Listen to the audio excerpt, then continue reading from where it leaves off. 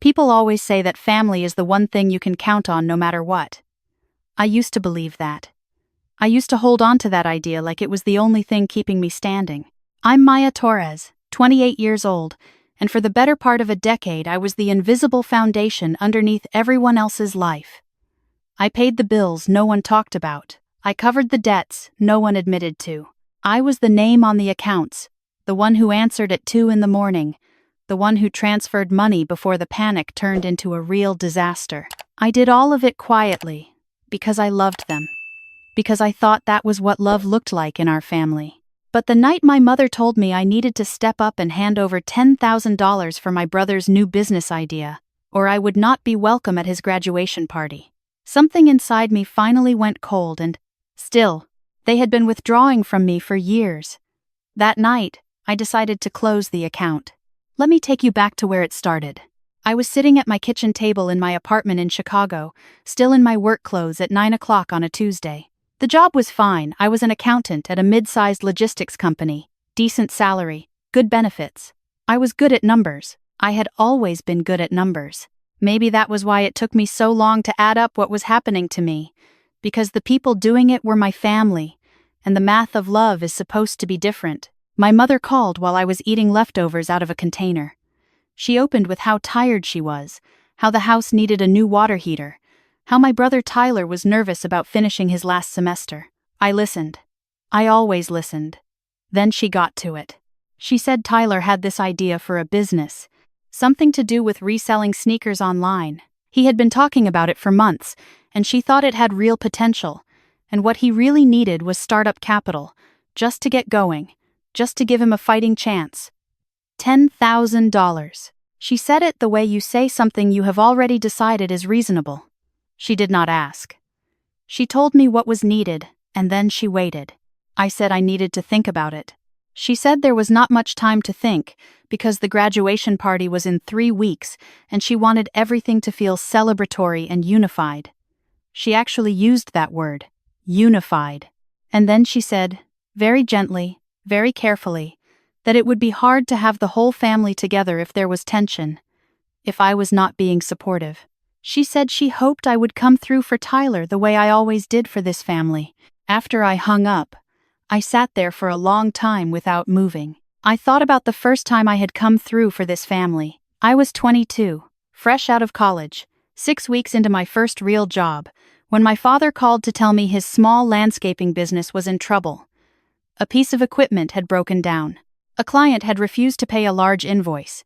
He was going to lose the truck, and without the truck there was no business. He needed $14,000. He said he would pay me back. I had just enough in savings from working through college, and I wired it to him within the hour. He never paid me back. We never talked about it again. The money just became part of the ground we all walked on, invisible and taken for granted. A year after that, my mother was diagnosed with a back condition that required a procedure her insurance only partially covered. The out-of-pocket was $8,500. She called me crying. I did not think twice. I set up a payment plan with the hospital and put myself down as the responsible party. I paid it off over 18 months. She sent me a card that said thank you. That was the last time it was acknowledged. Then there was Tyler. Tyler was the baby, 8 years younger than me, the one my parents had always described as the sensitive one and the creative one, which in our household meant the one who needed to be protected from consequences. When he got into a state school downstate, my parents were thrilled and immediately began explaining that they could not cover tuition. They had the business debt. They had the medical bills. They had the mortgage. They looked at me, and I looked back at them, and I understood what was being asked, without anyone asking it. I set up automatic payments for Tyler's tuition out of my own checking account. I told myself it was a loan. I told myself he would pay me back when he graduated and got a job.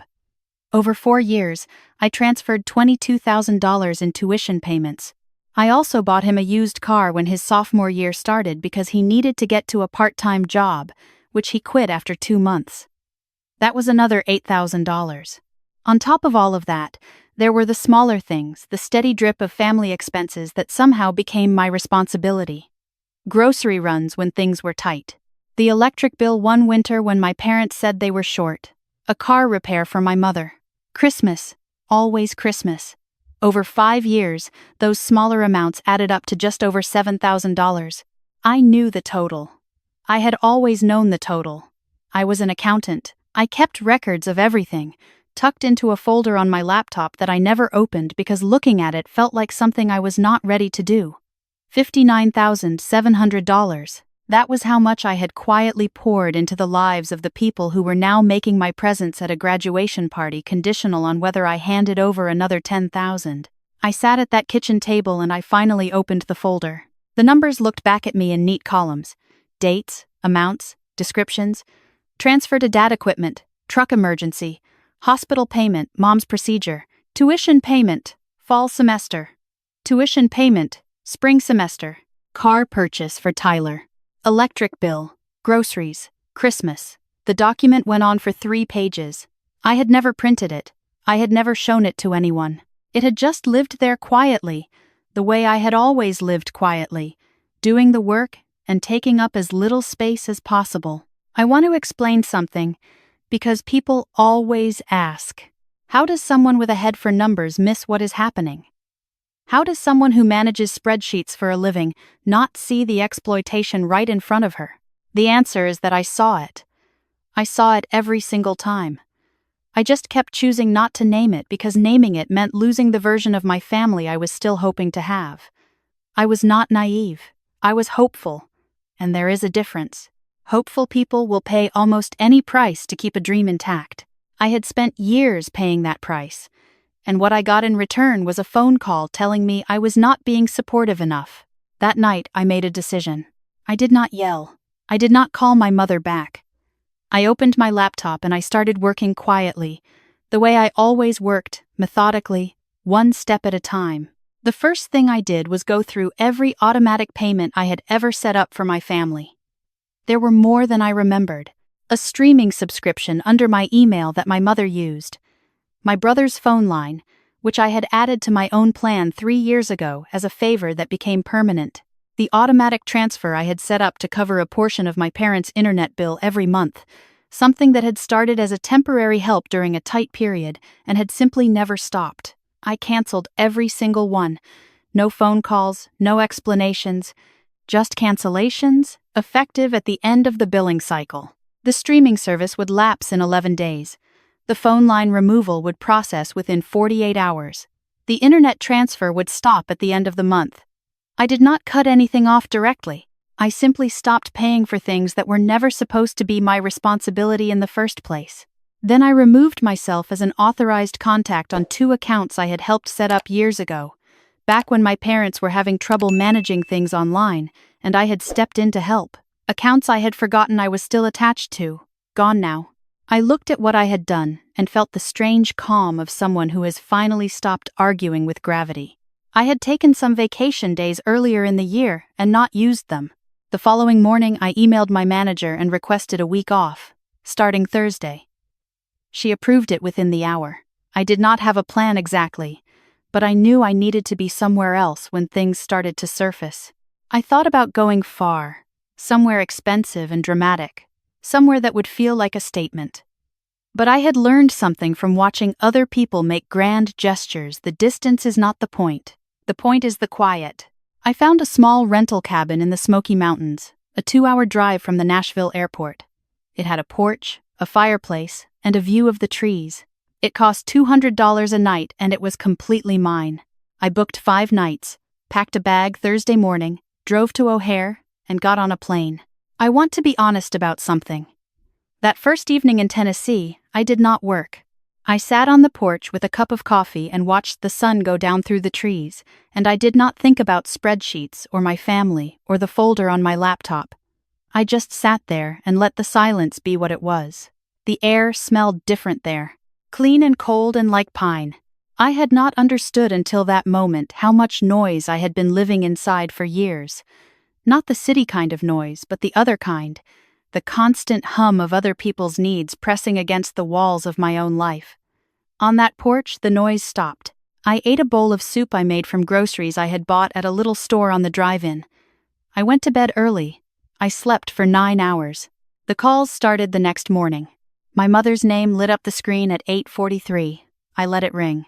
A text came through 20 minutes later. Tyler's phone isn't working. Did you forget to pay the bill? I put the phone face down on the kitchen counter and went to make breakfast. By noon, there were 11 missed calls.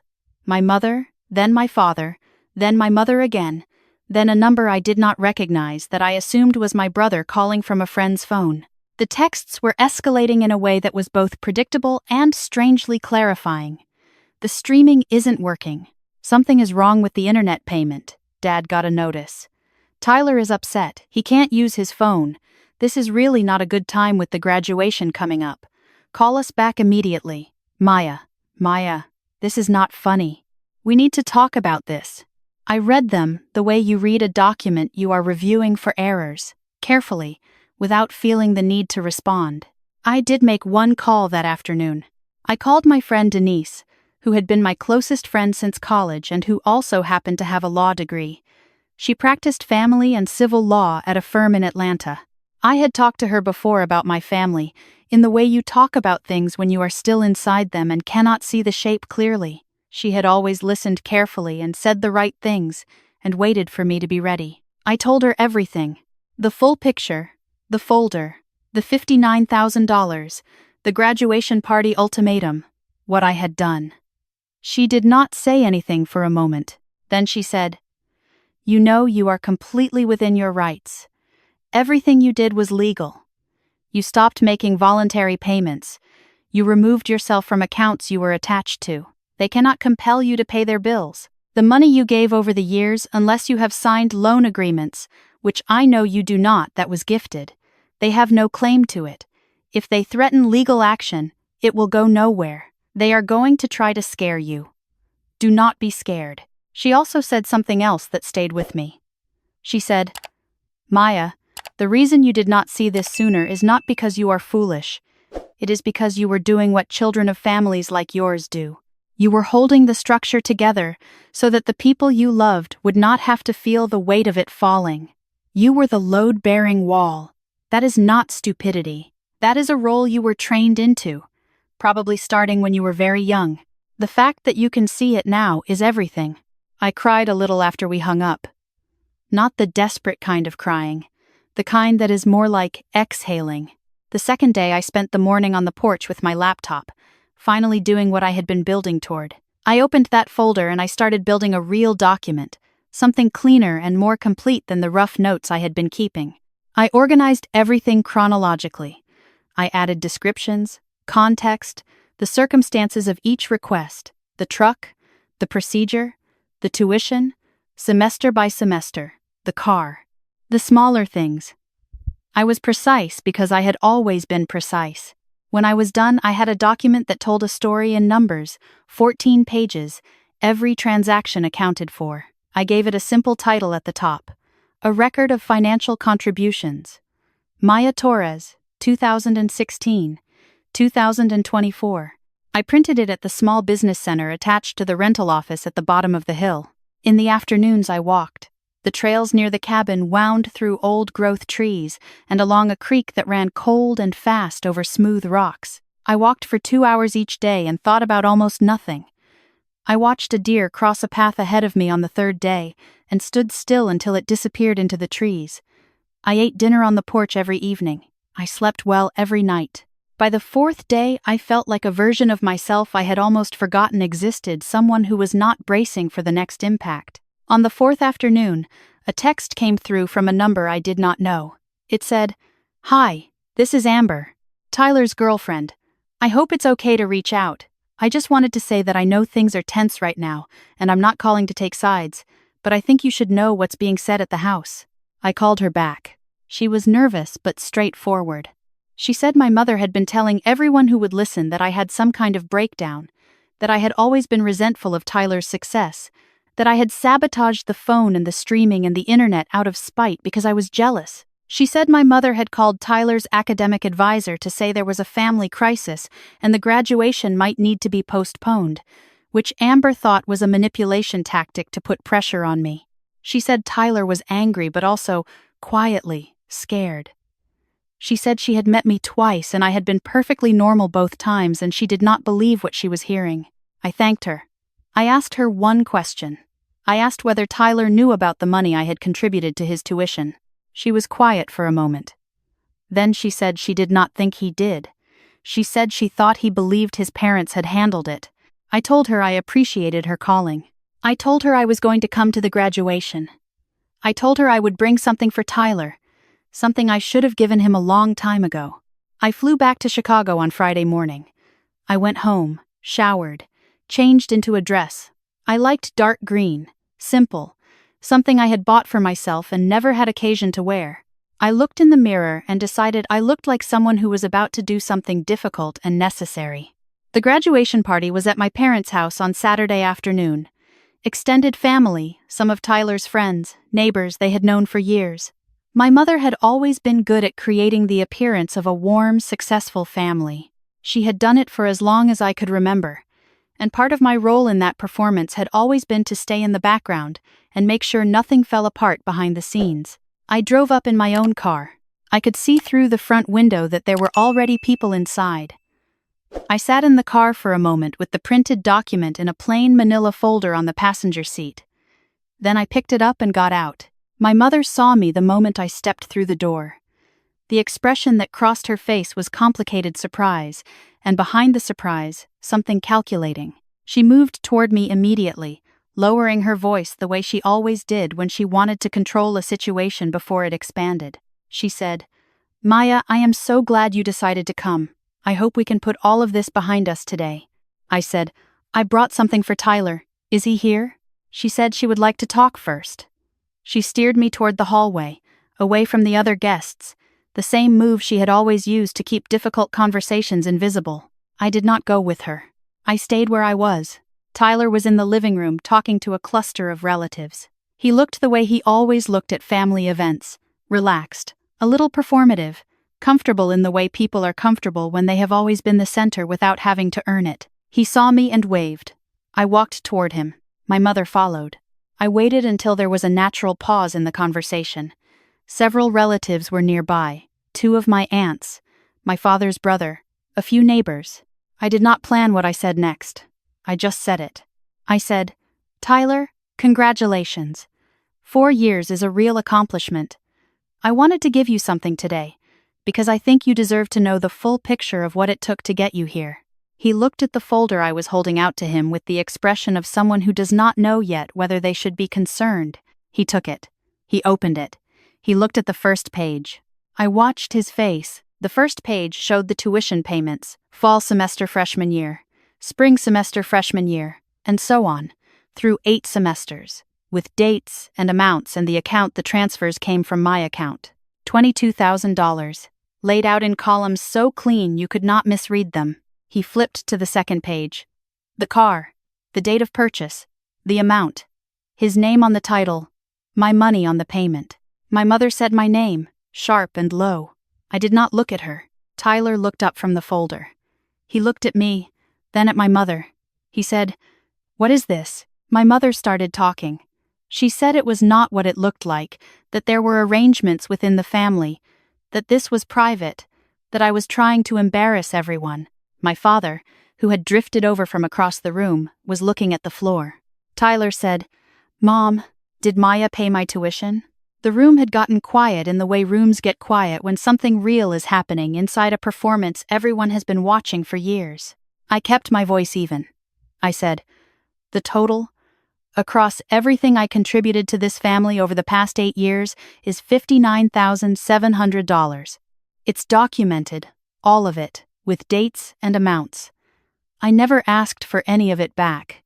I did it because I love this family. But when Mom told me 2 weeks ago that I needed to give another $10,000 or I wasn't welcome at your graduation, I realized I had never once been asked. I had only ever been told, so I stopped." Tyler set the folder down on the coffee table slowly, like he was handling something fragile. One of my aunts, my father's older sister, Patricia, said very quietly, $59,000? My mother said I was being dramatic and vindictive, and that this was not the time or the place. My Aunt Patricia looked at my mother and said, "When exactly would be the time?" What happened next was not a screaming match. Nobody threw anything. It was quieter than that, And in some ways, the quiet made it worse. Tyler stood very still and asked my mother 3 direct questions, and she deflected all 3. My father sat down on the couch and looked at his hands. 2 of the neighbors excused themselves and slipped out the door. My brother's college roommate, who had witnessed the whole thing, took a photo of the open folder on the coffee table, and I did not stop him. I picked up the folder, said congratulations again to Tyler because I meant it, and left. I drove for a while without a destination. The city moved past the windows and I felt hollowed out in a way that was not entirely unpleasant. The way you feel after something that needed to happen has finally happened. I ended up parked near the lakefront, watching the water. It was a gray afternoon, the lake flat and metallic. I sat there for almost an hour. My phone had a dozen notifications. I did not look at them. Eventually, I drove to Aunt Patricia's house. She had texted to say she was there if I wanted to come. She was my father's sister, 10 years older than him, a retired school teacher who had always had a particular quality of seeing things clearly without making a production of it. I had not been close to her growing up, not because of any conflict, but simply because she lived an hour away, and family gatherings in our household tended to center on my parents' narrative of themselves, which did not include much room for outside perspectives. She opened the door before I could knock. She had made tea. We sat at her kitchen table and she asked me to tell her everything from the beginning, and I did. She listened the way Denise had listened completely, without interjecting. When I finished, she was quiet for a moment. Then she said, "I need to tell you something. I knew about your father's truck loan. Not all of it, but I knew he had called you. I told him it was wrong. He said it was temporary. I should have pushed harder, and I did not, and I am sorry for that." She said, "Your mother has been managing the story of this family for 30 years. She is very good at it. What she is not good at is the part where the people inside the story start telling their own version." She looked at me steadily and said, "You did the right thing. Not just today. All of it. You tried to love people who were not capable of receiving it without taking more than you gave. And you found the line. Most people never find the line. They just keep going until there is nothing left." I stayed for dinner. She made pasta from scratch, the kind my grandmother used to make, and we talked about things that had nothing to do with any of this: her garden, a trip she was planning, a book she was reading. It was the most ordinary evening I had spent in a long time, and it felt like something I had been hungry for without knowing it. Over the following weeks, the calls and texts from my mother tapered off in stages. First, there were the angry ones. Then the ones that tried a different approach, softer, more wounded. Then, silence. I did not block her. I simply did not respond, and eventually the silence became mutual. Tyler called once, about 10 days after the party. He said he did not know. He said it in a way that told me he was telling the truth, not excusing himself from the years of easy comfort my money had provided, but genuinely saying he had not been told the source. I believed him. I told him I believed him. We talked for 20 minutes. More honestly than we had talked in years. He said he did not know what to do with all of it. I told him he did not have to figure it out right now. I told him I hoped he would find a way to build something real with the degree he had just finished. He said he would try. He has not called again since then, but he has not disappeared either. It is something. My father called on a Sunday morning about 3 weeks later. He sounded like a man who had been thinking carefully about what he wanted to say and was not sure the words were adequate. He said, "I know I cannot fix what I did. I know it has been a long time, but I need you to know that I see it now. I should have protected you from this. I should have told your mother no a long time ago. Instead, I let it happen because it was easier. And I am sorry." I sat with that for a moment. I told him, "Thank you for saying it."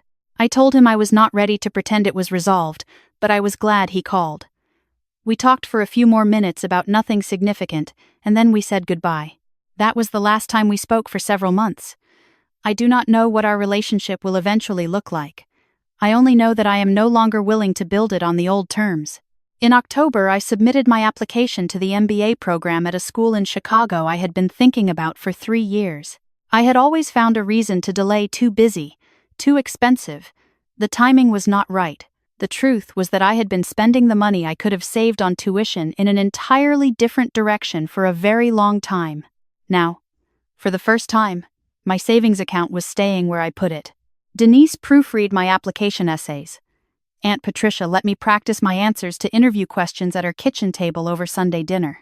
My manager at work wrote me a letter of recommendation that I read 3 times because it described me as someone I was finally starting to recognize. The acceptance letter came on a Wednesday morning, in my email, a quiet notification on a regular workday. I read it sitting at my desk with my coffee getting cold. I read it again. I forwarded it to Denise and to Aunt Patricia before I told anyone else. Denise replied in 11 seconds with a row of exclamation points and a voice memo of her yelling something I could not fully make out, but that felt exactly right. Aunt Patricia replied, "I always knew you would. Come for dinner this weekend so we can celebrate properly." I sat there in my office, in my life that was mine now, no automatic transfers, no emergency phone calls, no careful invisibility, and I thought about what it had cost to get here. Not the $59,000. Though that was real and I still feel it when I think about it. I mean the other cost. The years of making myself smaller, the energy I spent on hope that was not being met halfway, the version of my own life I had been deferring because I was too busy holding up someone else's. I thought about what Denise had said on that phone call from the cabin. The load-bearing wall. I had been doing structural work for a house I did not live in, and it had taken me until 28 years old to walk out of the building. I am not angry anymore. Or rather, I am not only angry, the anger is still there sometimes, usually late at night or when something small reminds me of a particular moment, but it sits alongside something else now, something quieter and more durable. I think the word for it is mine. My life is mine. My paycheck is mine. My savings are mine. My time on a porch in Tennessee watching the trees was mine. My acceptance letter was mine. If you have been the one who always picks up, the one they call first, the one who has a number memorized for the wire transfer, the one who says yes, because saying no feels like breaking something that was never really whole. I want you to know that I see you. I know what it costs to keep the story going. I know how long you can tell yourself it is love when it is actually something else wearing love's face. The folder is still on my laptop. I do not open it often, but sometimes I do. Not to nurse the anger, but to remind myself that the numbers are real, that what happened was real, that I was not imagining it. And then I close it and go make myself dinner, in my apartment, with my food, on my time. That is what freedom looks like for me. It is not dramatic, it is just mine.